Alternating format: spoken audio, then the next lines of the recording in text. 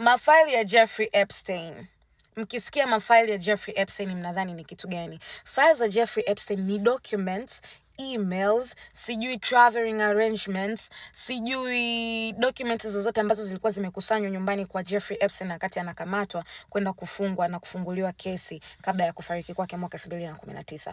Hizi documents zinashikiliwa na Department of Justice na pia FBI pia wana access nazo, ambazo zinatumika kusolve kesi ambayo bado inaendelea ya yule girlfriend wake na Jeffrey Epstein. Mnakumbuka niliwaambia kwamba kuna girlfriend wa Jeffrey Epstein ambaye alikuwa anaitwa Giselle, ambaye pia alikuwa anahusika kwa ukubwa sana kwenye kumtafutia hawa wasichana ambao inasemekana Jeffrey Epstein alikuwa anafanya nao vitendo vya kingono. Kuna muswada wa sheria ambao ulipitishwa nchini Marekani ili haya mafile ya Epstein yawe released, kwa sababu pia yanatakiwa kutumika kwenye mambo mbalimbali, na kumekuwa kuna discussion kubwa, wananchi wakiwa wanataka hizo files ziwe released. Na mara ya kwanza ilikuwa ni specifically kwa sababu ya Donald Trump, uhusiano wake yeye na Jeffrey Epstein. Watu walikuwa wanataka kuona kwamba okay, kuna kitu gani ambacho Trump amekifanya ili waweze kukitumia kumimpeach, kumtoa madarakani kama rais wa Marekani. Lakini baada ya haya mafile kuwa released, sasa tumeanza kuona na majina mengine, watu kama kina Bill Gates wanaonekana kwenye hizi document. Na Bill Gates specifically kwenye hizi document ameonekana kwenye emails. Sawa, kulikuwa kuna exchange kati ya Jeffrey Epstein na Bill Gates. Kwanza Bill Gates na Jeffrey Epstein wamekutana mwaka 2011, na hiyo ni baada ya Jeffrey Epstein kukamatwa mara ya kwanza kama sex offender pale alipokuwa kule Palm Beach. Unakumbuka niliwasimulia kwamba kabla ya yeye kuja kukamatwa tena na kuja kufungwa gerezani mpaka kufariki mwaka 2019, before hapo Jeffrey Epstein alikamatwa mwaka kama nadhani mwaka 2008 hivi. Alivyokamatwa ili kujibu mashtaka mambo ya sex offense na nini. Pale baada ya kutoka ndio Bill Gates na Jeffrey Epstein walivyoanza uhusiano. Lakini tukumbuke kwamba Jeffrey Epstein ni mtu ambaye alikuwa yuko very kimkakati. Mara ya kwanza Jeffrey Epstein alikuwa ni mtu ambaye hayupo hata kwenye career ya mambo ya finance. Alikuwa sio mtu tajiri kama vile ambavyo ukisikia Jeffrey Epstein ni tajiri, ana own vitu gani, unaelewa kwamba huyu ni mtu tajiri. Kwa hivyo Jeffrey Epstein amejaribu mara kwa mara kutengeneza mahusiano na watu wakubwa ili kujiweka kwenye position ya yeye kupata maybe benefits au kupata vitu vingine. Sasa basi tunaenda kuzidiscuss hizi emails in detail kidogo. Email za kwanza zinaonekana kwamba ni Jeffrey Epstein alikuwa anajitumia yeye kwenda kwake yeye mwenyewe. Unajua kama ile WhatsApp unajitumiaga wewe kitu mwenyewe unataka uwe nacho, ya? Lakini hii email specifically ilikuwa inamuongelea Bill Gates, ambayo ilikuwa inaonekana kwamba sio mtu ambaye ni Jeffrey Epstein ndo anayeongelea kwenye hiyo email. Inaonekana ni mtu mwingine ambaye anajaribu kuexpress feelings zake kutokana na alichomfanyia Bill Gates.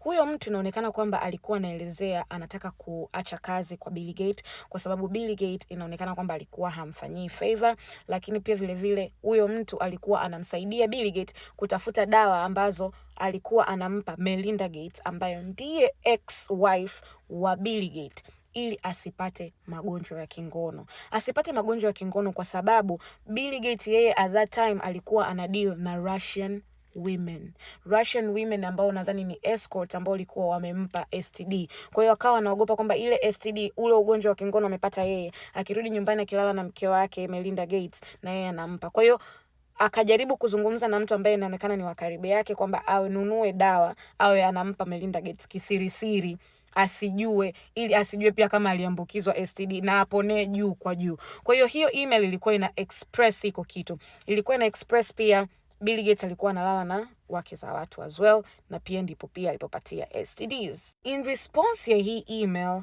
Melinda Gates alifanyiwa interview na akaulizwa hili swali. Akaulizwa, unajisikiaje kwamba ex-husband wako, by the way Melinda Gates na Bill Gates walishaachana, we remember that. Kwa hiyo akaulizwa akaulizwa ex-husband wako ukisikia naongelewa vitu kama hivi, hizi emails kama hizi, unajisikiaje? Kuna statement huyu mama aliongea ambayo at some point it made me prove kwamba kweli Bill Gates alikuwa anafanya hivi vitendo akiwa anashirikiana na Jeffrey Epstein.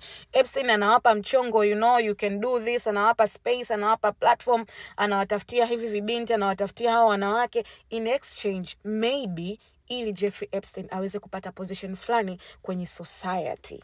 Melinda Gates akashare kwamba iko kitu kimemuuma sana, na anasema uhusiano kati ya Jeffrey Epstein na Bill Gates ndio kitu ambacho kilipelekea wao wawili kuachana, Melinda Gates na Bill Gates. Japokuwa hakwenda kiundani zaidi ni kwa sababu gani, lakini alionyesha kuwa yuko concerned, ameumia, na aka acknowledge kwamba uhusiano kati ya Jeffrey Epstein na Bill Gates ndo umewaachanisha wao.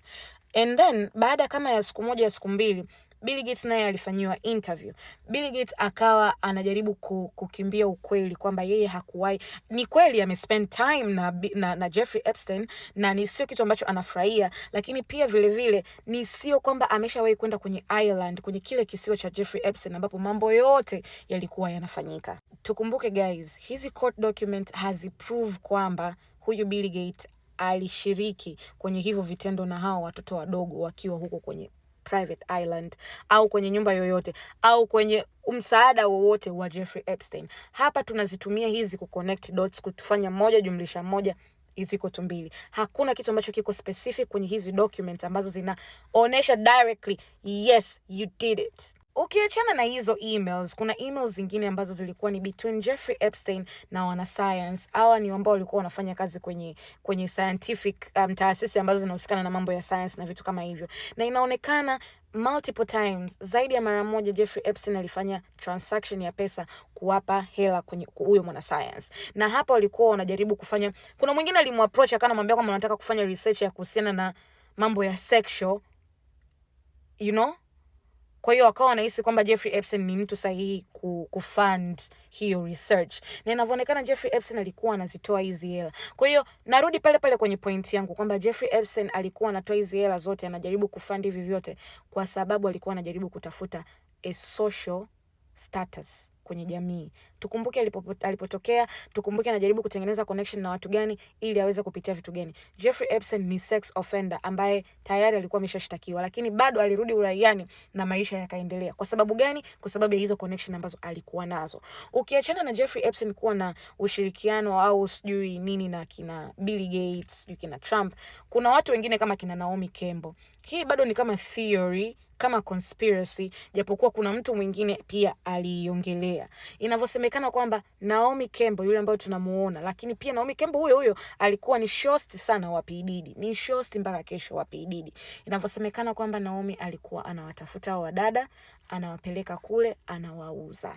Mnamkumbuka Elsa Majimbo, yule ambaye ni content creator kutoka Kenya. Mkamuona maisha yake yakachange, mara akaanza kuhang out na kina Naomi Campbell, akaenda nchini Marekani, opportunities here and there. Kuna siku Elsa Majimbo alitengeneza video na akatengeneza disclaimer kwamba yeye na mahusiano na Naomi Campbell yamekufa kwa sababu Naomi Campbell alikuwa anajaribu kumuuza kwa watu wazima, watu wakubwa. Alienda in detail kidogo, lakini not so much in detail. Haya mafaili ya Jeffrey Epstein yamefanya mpaka kuna watu wengine wanakosa kazi. Kwa mfano, aliyekuwa bosi wa DP World ambao tunajua ndo wanaoongoza bandari ya Tanzania, imebidi atoke kwenye cheo chake kwa sababu yuko amehusishwa kwenye mafaili ya Jeffrey Epstein. Imeonekana kwenye email, hizi again ni emails. Email exchange kati ya Jeffrey Epstein na huyu bosi ambaye ni wa DP World, wakiwa wana exchange kwamba huyu bosi anamwambia kwamba nitakuja siku fulani, nitakuja kutembelea, lakini kuna email moja ambayo imefanya, nadhani ndo kitu ambacho kimemfanya atoke kwenye hiyo position yake. Inaonekana yeye boss wa DP World alimtumia Jeffrey Epstein video ya torturing. Sijui torturing ya nini, lakini kwenye email nitaonesha hapa. Kwenye email imeandikwa kwamba I liked the torturing video. I like the torturing video. Kwa hiyo tunavyojua na vitu vyote vilivyokuwa nafanya Jeffrey Epstein na stories zote na documentaries zote ambazo victims wote ambao wameeleza kwenye documentary, technically unaweza ukasema kwamba huyu boss wa DP World inawezekana alikuwa anafanya vitendo vya kuwatocha wanawake na akamtumia Jeffrey Epstein na Epstein akawa amevipenda. Kwa hiyo hii lazima iende ika-affect watu wengi kwenye position zao za kazi, kwa sababu tayari unahusishwa na sex offender, tayari unahusishwa na mtu ambaye anaweza karibu brand ya kampuni yako. So at the end of the day, naombeni tukumbuke kwamba hizi bado ni pieces of evidences. Sio kwamba ni kwamba huyu mtu kafanya. Kwa hiyo we will bring more updates, files zikiendelea kutoka. Na hapa tukumbuke kwamba kwenye hizi files vitu vingi sana vinazibwa kwa sababu ya usalama wa victims, lakini pia vile vile lazima kama mahakama iruhusu kwamba hiki kitu kionekane, kama kina haki kuleta madhara kwa mtu yoyote. Kwa hiyo until next time, sit here, I'll give you an update.